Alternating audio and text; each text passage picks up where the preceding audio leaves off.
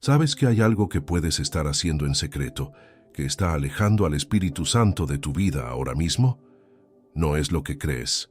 Y si sigues haciéndolo, las consecuencias serán más profundas de lo que imaginas. A lo largo de la historia de la Iglesia, los siervos de Dios más consagrados han advertido sobre una realidad que pocos se atreven a nombrar con claridad. Existe una condición del corazón humano que, más que cualquier circunstancia externa, tiene el poder de entibiar la presencia del Espíritu Santo en la vida del creyente. No es la pobreza, no es la persecución, no es el sufrimiento. Es algo que nace desde adentro, en la intimidad de la vida privada, donde solo Dios tiene acceso. Existe una crisis silenciosa dentro de la Iglesia de Cristo. No se habla de ella en los púlpitos con suficiente valentía. No aparece en los testimonios del domingo por la mañana, pero está ahí, oculta en los corazones, corroyendo la comunión con Dios como el óxido corroe el hierro. Y lo más alarmante es que quienes la viven muchas veces ni siquiera se dan cuenta de que el Espíritu Santo ha comenzado a alejarse. Charles Spurgeon, el gran príncipe de los predicadores, decía que el pecado secreto es el más peligroso de todos, porque se alimenta de la oscuridad y crece sin ser confrontado. Spurgeon advertía que un hombre puede predicar con elocuencia, cantar con fervor y levantar las manos en adoración, y al mismo tiempo llevar en su corazón una habitación cerrada donde Dios no es invitado a entrar. Y esa habitación cerrada, amado oyente, es precisamente lo que está alejando al Espíritu Santo de tantas vidas hoy. Spurgeon escribió: «El pecado secreto en la tierra es un escándalo abierto en el cielo». Esta frase no es una exageración poética, es una realidad espiritual que debería hacernos temblar, porque lo que escondemos de los hombres no lo escondemos de Dios. Y cuando elegimos proteger ese secreto, en lugar de entregarlo al Señor, estamos, sin saberlo, cerrando la puerta al Espíritu que quiere habitarnos plenamente. La Biblia lo dice con una claridad que no deja espacio para la duda. En Efesios 4:30 leemos: «No contristéis al Espíritu Santo de Dios, con el cual fuisteis sellados para el día de la redención». Contristar al Espíritu no es un concepto abstracto. Es una experiencia real. Es cuando el Espíritu, que es sensible, santo y puro, es entristecido por lo que permitimos en nuestra vida interior. Imagina a alguien que vive con una persona amada. Esa persona amada es gentil, amorosa, siempre dispuesta a guiar y consolar. Pero si en la casa hay un cuarto donde se practica algo que la hiere profundamente, ella comenzará a retirarse. No con gritos ni acusaciones. Se retirará en silencio, con dolor en el alma. Así actúa el Espíritu Santo cuando algo en nuestra vida lo contrista. Muchos creyentes hoy sienten que su vida espiritual se ha vuelto árida. La oración ya no fluye como antes. La palabra de Dios no toca el corazón con la misma intensidad de otros tiempos. La adoración se siente mecánica, vacía de presencia. Y buscan la razón en circunstancias externas: el trabajo, el cansancio, la rutina.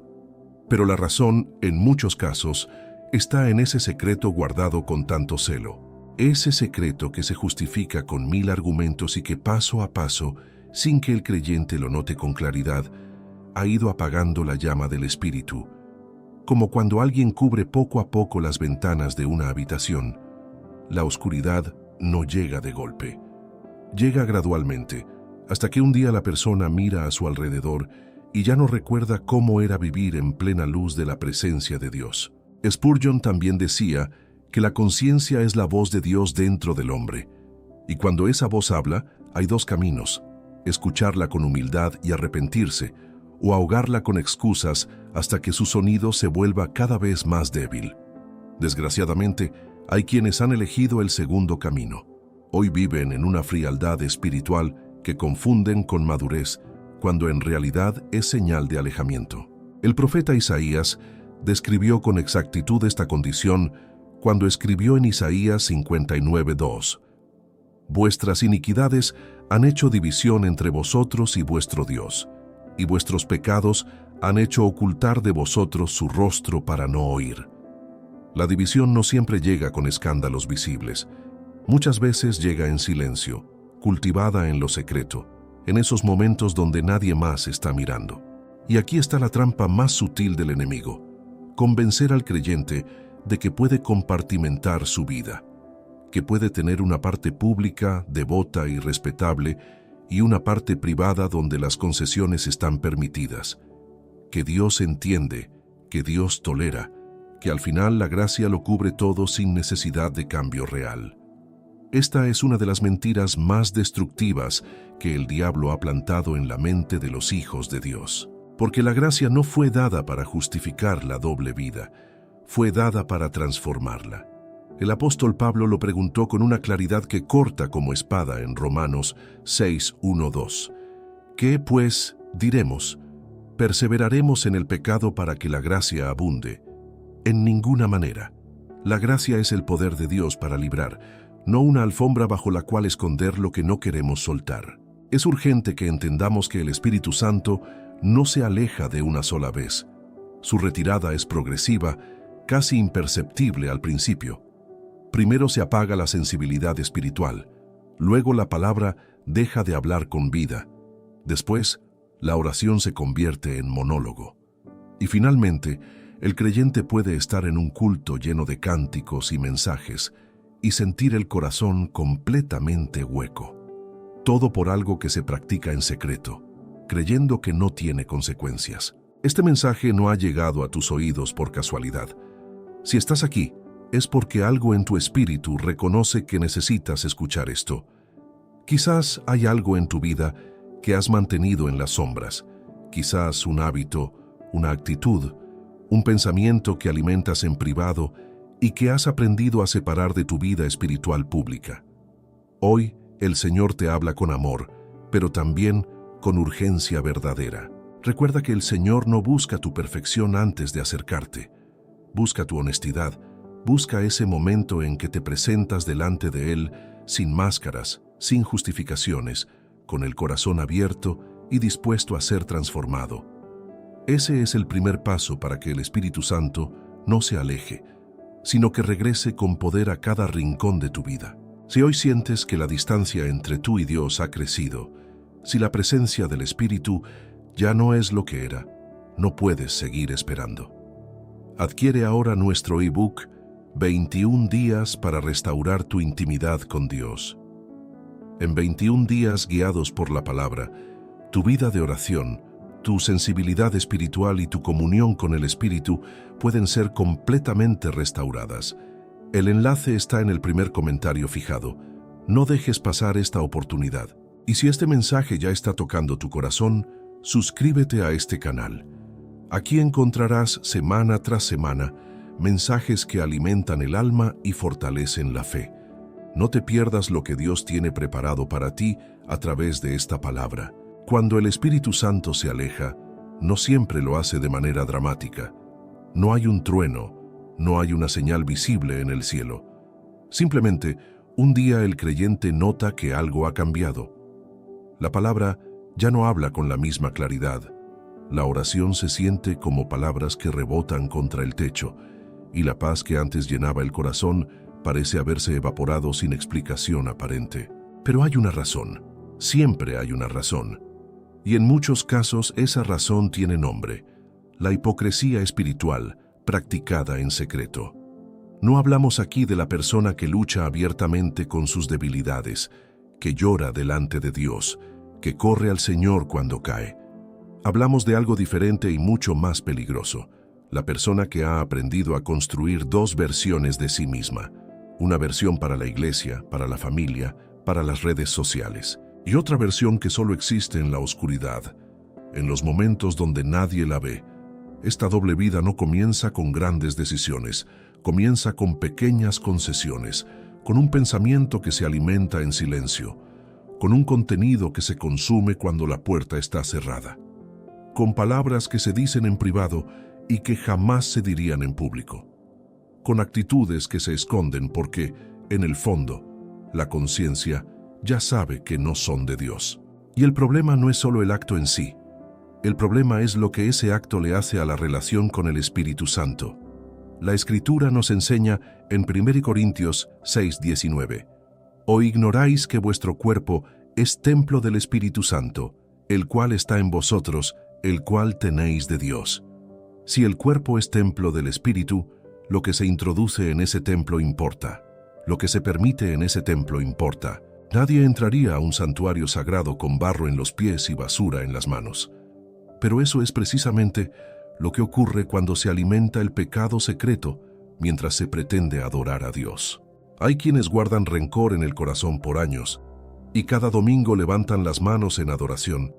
El rencor está ahí, bien guardado, justificado con el argumento del daño que recibieron.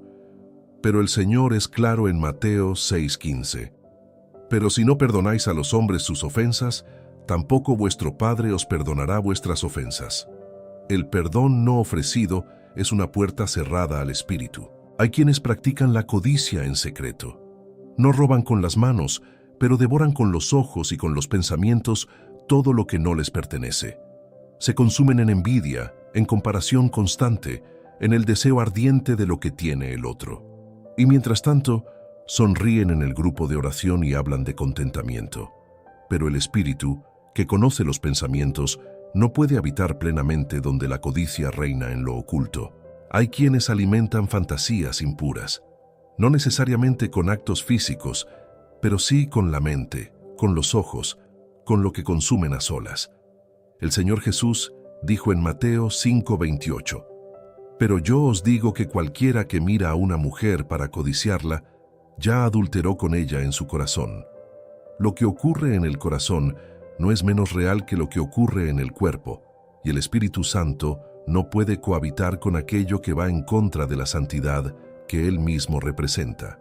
Hay quienes viven atados a la mentira, no grandes mentiras visibles, sino pequeñas mentiras estratégicas, medias verdades que protegen la imagen, que evitan la confrontación, que mantienen la apariencia de una vida que en realidad no es lo que parece. Y con cada mentira la voz del Espíritu se vuelve un poco más difícil de escuchar. Proverbios 12:22 lo declara sin rodeos: Los labios mentirosos son abominación al Señor, pero los que actúan fielmente son su deleite. No es posible caminar en mentira y al mismo tiempo caminar en la plenitud del Espíritu. Son dos caminos que van en direcciones opuestas. Lo que une a todos estos ejemplos es una misma raíz: la negativa a traer la luz de Dios a esas áreas de la vida. El pecado secreto sobrevive en la oscuridad, se nutre de ella, y cuando el creyente decide, conscientemente o no, mantener esas áreas fuera del alcance de la convicción del Espíritu, está tomando una decisión espiritual con consecuencias profundas. Juan 3:20 describe con precisión este mecanismo: Porque todo aquel que hace lo malo aborrece la luz y no viene a la luz, para que sus obras no sean reprendidas. El alejamiento de la luz no siempre es violento. A veces es simplemente la decisión de no llevar ciertas cosas a la presencia de Dios, de orar, pero de no tocar ese tema, de leer la Biblia, pero de saltar los versículos que incomodan, de adorar, pero de mantener ciertos cuartos del corazón bajo llave. Y el Espíritu Santo, que es fiel y paciente, aguarda, llama, convence, pero no fuerza, no viola la voluntad del ser humano.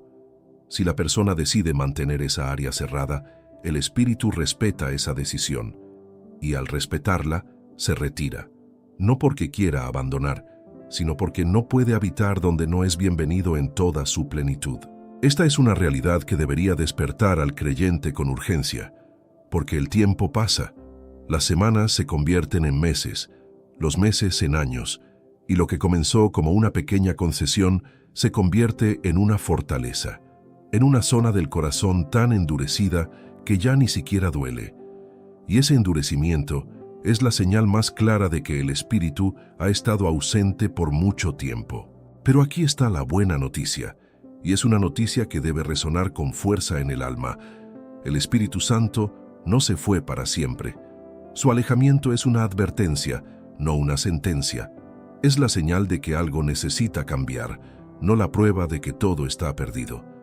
Y mientras haya aliento en los pulmones, Hay tiempo para abrir esas puertas cerradas y decirle al Espíritu: vuelve, te necesito, no quiero vivir sin tu presencia. Y es aquí donde el creyente debe hacer una pausa y examinarse con honestidad, no con el ojo del juicio propio que condena sin esperanza, sino con la mirada del Hijo que sabe que su Padre puede restaurar lo que se ha perdido. La pregunta no es solo cuánto tiempo llevas alejado del Espíritu, sino si hoy estás dispuesto a abrir esa puerta que has mantenido cerrada. Porque el Espíritu Santo sigue llamando, y cada vez que su voz se escucha, es una nueva oportunidad de volver. Hay un momento en la vida del creyente que pocos hablan abiertamente, pero que muchos han vivido en silencio. Es ese momento en que te das cuenta de que ya no sientes lo que antes sentías en la presencia de Dios. La oración sigue ahí, pero algo falta. La iglesia sigue ahí, pero el corazón está en otro lugar. Y lo más aterrador de todo es que, con el tiempo, esa ausencia deja de doler. Y cuando deja de doler, es la señal más seria de todas. La Biblia llama a este estado endurecimiento del corazón, y no es un proceso que ocurre de un día para otro. Es el resultado acumulado de decisiones repetidas de ignorar la voz del Espíritu Santo. Cada vez que la conciencia habló y fue silenciada, el corazón se endureció un poco más. Cada vez que se eligió el secreto por encima de la santidad, la sensibilidad espiritual disminuyó un poco más. Hebreos 3:13 advierte con urgencia: antes exhortaos los unos a los otros cada día, entre tanto que se dice, hoy, para que ninguno de vosotros se endurezca por el engaño del pecado. El pecado engaña, esa es su naturaleza. No se presenta como lo que realmente es, se presenta como algo razonable, como algo manejable, como algo que no tiene consecuencias reales. Y mientras el creyente cree esa mentira, el endurecimiento avanza. Pero hay algo aún más profundo que necesitamos entender. El Espíritu Santo no solo se aleja por lo que hacemos, también se aleja por lo que dejamos de hacer, por las oraciones que no oramos, por la palabra que no leemos, por la obediencia que postergamos, por el servicio que evitamos, por la reconciliación que aplazamos indefinidamente. Santiago 4:17 lo declara con una claridad que incomoda. Y al que sabe hacer lo bueno y no lo hace, le es pecado. El pecado de omisión es tan real como el pecado de comisión. Y muchas veces es en esa omisión donde vive el secreto más peligroso. No lo que se hace a escondidas, sino lo que se deja de hacer deliberadamente, porque hacerlo implicaría un cambio que no se está dispuesto a asumir. Hay personas que saben que deben perdonar a alguien, pero que han decidido en secreto que no lo harán.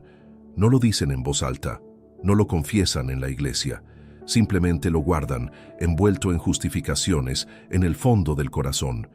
Y ese rencor oculto actúa como una pared entre el alma y el Espíritu Santo. Hay personas que saben que deben restituir algo, corregir una situación, hacer una llamada difícil, confesar una falta, y han decidido, en silencio, que ese momento nunca llegará, que el tiempo lo resolverá, que Dios entenderá. Pero mientras esa decisión permanezca, la comunión plena con el Espíritu permanece interrumpida. El Salmo 66:18 lo dice con una precisión que no deja escapatoria. Si en mi corazón hubiese yo mirado a la iniquidad, el Señor no me habría escuchado. No es que Dios no quiera escuchar, es que hay condiciones para la comunión plena. Y cuando esas condiciones son ignoradas, la distancia crece aunque el creyente siga cumpliendo con sus formas religiosas externas. Y aquí aparece uno de los engaños más comunes: confundir la religiosidad con la espiritualidad. Una persona puede asistir a cultos, leer devocionales, publicar versículos en las redes sociales y participar de grupos de estudio bíblico, y al mismo tiempo vivir completamente desconectada del Espíritu Santo en su interior. La forma está, pero la sustancia se fue. El edificio está en pie, pero no hay nadie adentro. Jesús confrontó esto directamente cuando habló a la iglesia de Éfeso en Apocalipsis 2:4-5. Pero tengo contra ti que has dejado tu primer amor. Recuerda, por tanto, de dónde has caído, y arrepiéntete, y haz las primeras obras. El llamado no es a más actividad religiosa. El llamado es al arrepentimiento, a reconocer la distancia, a volver al punto donde todo comenzó a desviarse. Ese primer amor no es un sentimiento nostálgico, es una postura del corazón, es la disposición de poner a Dios por encima de todo lo demás, incluyendo los secretos que hemos decidido proteger. Es la voluntad de traer a la luz lo que ha estado en la oscuridad, no por miedo al castigo, sino por amor genuino a aquel que nos amó primero. El proceso de endurecimiento también afecta la manera en que el creyente percibe la palabra de Dios. Lo que antes tocaba el corazón, ahora pasa sin dejar huella. Los versículos que antes traían convicción, ahora se leen como información neutral. Y eso no es madurez espiritual, es insensibilidad. Es la señal de que el espíritu que ilumina la palabra ha sido entristecido y su influencia en el corazón ha disminuido. La buena noticia es que Dios conoce la condición del corazón humano y no se sorprende por ella. Él sabe de qué estamos hechos, sabe cuánto puede pesar la carne, sabe lo difícil que puede ser soltar lo que por tanto tiempo se ha sostenido. Y aún así, sigue llamando, sigue extendiendo la mano, sigue enviando mensajes como este para despertar al corazón que se ha adormecido. Joel 2:13 contiene una de las invitaciones más tiernas de toda la Escritura. Rasgad vuestro corazón y no vuestros vestidos, y convertíos al Señor vuestro Dios, porque misericordioso es y clemente, tardo para la ira y grande en misericordia. Rasgar el corazón significa rendirse de verdad, no las formas externas, no las palabras ensayadas, sino esa rendición profunda, honesta, que reconoce la necesidad y se arroja en los brazos de la misericordia de Dios. Ese es el camino de regreso, y ese camino siempre está abierto para quien lo desee con sinceridad. Y es importante detenerse aquí y preguntarse con total honestidad: ¿hay algo en mi vida que sé que el Espíritu Santo ha estado señalando y que he elegido ignorar? No una vez, sino repetidamente. Esa pregunta no es para condenar, sino para despertar, porque el Señor no envía convicción para destruir, sino para restaurar. Cada señal del Espíritu es una mano extendida, una invitación a volver antes de que el alejamiento se vuelva más profundo. Cuando el creyente aprende a responder a esa convicción con prontitud, algo hermoso comienza a ocurrir. La sensibilidad espiritual regresa. La oración recupera su vida. La palabra vuelve a hablar con poder. Y esa intimidad con el Espíritu Santo, que parecía perdida para siempre, comienza a florecer de nuevo. No porque el creyente sea perfecto, sino porque eligió ser honesto. Y la honestidad delante de Dios siempre abre la puerta a su presencia. Existe una pregunta que pocas personas se atreven a hacerse en voz alta, pero que el Espíritu Santo lleva tiempo susurrando en el interior de muchos corazones. ¿Qué es exactamente lo que estás haciendo en secreto que está alejando su presencia? No es una pregunta de acusación, es una pregunta de amor, porque el Señor no señala para humillar, sino para sanar, no expone para destruir, sino para liberar. Y para responder esa pregunta con honestidad, es necesario entender que el pecado secreto no siempre tiene la apariencia de algo grave y escandaloso.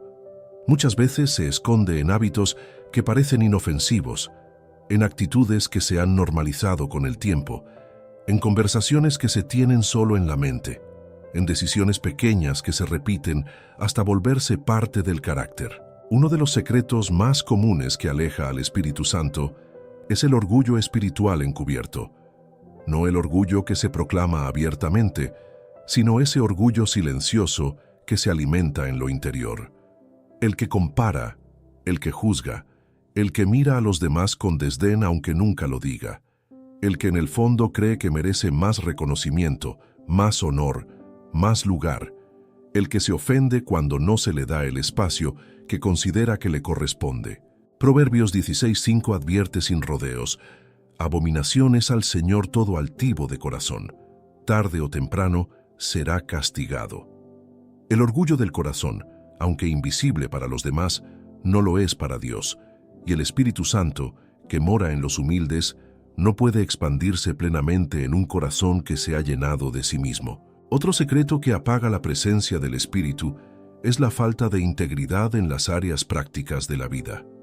Hay quienes en sus negocios, en su trabajo, en sus finanzas, operan de una manera que no resistiría el escrutinio de la luz de Dios. Pequeñas trampas, medias verdades convenientes, omisiones estratégicas, y luego van a la iglesia y oran con fervor. Pero hay una incoherencia profunda entre lo que se proclama y lo que se vive, y el Espíritu Santo no puede ignorar esa brecha. Lucas 16:10 lo establece con claridad meridiana. El que es fiel en lo muy poco, también en lo más es fiel, y el que en lo muy poco es injusto, también en lo más es injusto. La fidelidad no se divide en compartimentos.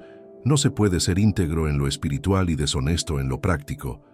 El Señor ve todo el cuadro, no solo la parte que se presenta en público. Hay también quienes cargan en secreto con amargura profunda hacia Dios mismo. No se atreven a confesarlo, ni siquiera lo reconocen abiertamente ante sí mismos, pero en lo más hondo del corazón hay una herida, una decepción, un momento en que sintieron que Dios los abandonó, que no respondió, que permitió algo que no debería haber permitido, y esa herida sin sanar se ha convertido en una barrera invisible entre el alma y el espíritu. El Señor conoce esa herida y no la condena, pero tampoco puede ignorarla, porque mientras permanezca cerrada, seguirá siendo un obstáculo para la comunión plena.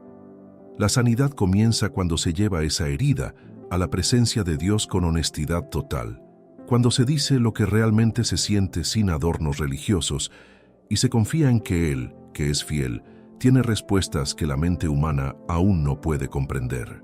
El Salmo 62:8 extiende esta invitación con ternura. Esperad en Él en todo tiempo, oh pueblos, derramad delante de Él vuestro corazón. Dios es nuestro refugio. Derramar el corazón no significa tener todo resuelto antes de acercarse. Significa llegar con todo lo que hay adentro, incluso con lo que duele, incluso con lo que no entiende, y entregarlo en las manos del único que puede hacer algo real con ello. Otro de los secretos más destructivos es la dependencia encubierta en cosas que han ocupado el lugar de Dios. No necesariamente sustancias o conductas que la sociedad señalaría como problemáticas. A veces es la dependencia emocional de la aprobación de otros. A veces es la necesidad compulsiva de control. A veces es el entretenimiento que se ha convertido en un refugio al que se corre cada vez que la vida duele, en lugar de correr a Dios. Cuando algo ocupa consistentemente el lugar que le corresponde al Espíritu Santo en la vida del creyente, ese algo se convierte en un ídolo, y los ídolos, por definición, desplazan la presencia de Dios. No porque Dios no sea suficientemente poderoso para coexistir con ellos, sino porque Él, en su amor y en su santidad, se niega a compartir el trono del corazón humano con ninguna otra cosa. Éxodo 23 sigue siendo tan vigente hoy como el día en que fue escrito: no tendrás dioses ajenos delante de mí. Los dioses ajenos de hoy no siempre tienen forma de estatua, tienen forma de pantalla, de relación tóxica, de ambición desmedida, de aprobación humana buscada con desesperación. Y cada uno de ellos, cuando ocupa el lugar central del corazón, entristece al espíritu y aleja su presencia. La pregunta entonces no es si hay algo en tu vida que ocupa ese lugar, la pregunta es si estás dispuesto a reconocerlo. Porque el reconocimiento honesto es siempre el primer paso hacia la libertad. No la libertad como ausencia de lucha, sino la libertad como presencia plena del Espíritu que guía, sostiene y transforma desde adentro. El Señor Jesús prometió en Juan 8:32, y conoceréis la verdad, y la verdad os hará libres. Esa libertad comienza con la verdad sobre uno mismo, con la valentía de mirar hacia adentro sin defenderse, sin justificarse, sin escapar, y de llevar lo que se encuentra ahí, sin importar cuán incómodo sea, a la luz de la presencia de Dios. Y ese momento de honestidad ante Dios tiene un peso eterno. Porque cuando el creyente decide dejar de esconderse, cuando abre la puerta que mantuvo cerrada y dice: Señor, aquí está lo que he guardado, algo sobrenatural ocurre. El Espíritu Santo, que esperaba esa invitación, entra, no a condenar sino a sanar, no a señalar, sino a tomar de la mano y conducir por el camino que lleva a la plenitud que el alma tanto anhela. Ese es el poder del arrepentimiento genuino. No es solo un sentimiento de culpa, es una decisión de cambio de dirección. Es elegir la luz sobre la oscuridad, la verdad sobre la conveniencia, la presencia de Dios sobre cualquier secreto que hasta hoy haya pesado más que ella. Si hay algo que el enemigo teme profundamente, es que el creyente comprenda el verdadero poder del arrepentimiento. No el arrepentimiento como ritual religioso, no como una fórmula repetida sin convicción, sino el arrepentimiento genuino que nace del corazón y que produce una transformación real. Porque cuando ese arrepentimiento ocurre, la puerta que estaba cerrada se abre y el Espíritu Santo vuelve a fluir con libertad en la vida del creyente. Pero hay una verdad que debemos enfrentar con valentía. El arrepentimiento genuino no se queda en las palabras, se mueve hacia la acción, y muchas veces esa acción implica algo que resulta incómodo, costoso o humillante desde la perspectiva humana. Implica conversaciones difíciles, implica restituciones, implica renunciar a algo que se ha sostenido por mucho tiempo, implica soltar el control de áreas que se han mantenido fuera del señorío de Cristo. El apóstol Pablo describió con precisión los frutos del arrepentimiento verdadero en 2 Corintios 7:11. Porque mirad, esto mismo de que hayáis sido contristados según Dios, ¿qué solicitud produjo en vosotros? ¿Qué defensa? ¿Qué indignación? ¿Qué temor? ¿Qué ardiente afecto? ¿Qué celo? ¿Qué vindicación?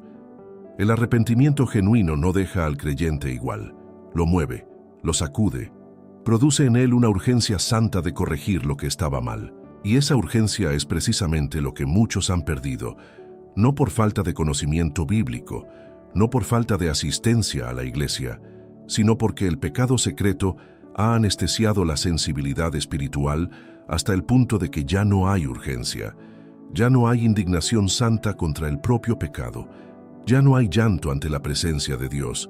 Todo se ha vuelto rutina, costumbre, hábito vacío de vida. El libro de Joel 2:12 recoge el llamado urgente de Dios a su pueblo en uno de esos momentos de alejamiento colectivo. Por eso, pues, ahora, dice el Señor, convertíos a mí con todo vuestro corazón, con ayuno y llanto y lamento. Con todo el corazón, no con una parte, no con la parte que parece presentable, con todo, con las áreas de obediencia y también con las áreas de secreto, con las fortalezas y también con las debilidades, con todo lo que hay adentro. La restauración de la presencia del Espíritu Santo comienza en ese punto de entrega total. No perfecta, porque nadie llega a Dios con perfección, pero sí total. Una entrega que dice, Señor, ya no quiero guardar nada para mí. Ya no quiero administrar mi propio reino interior.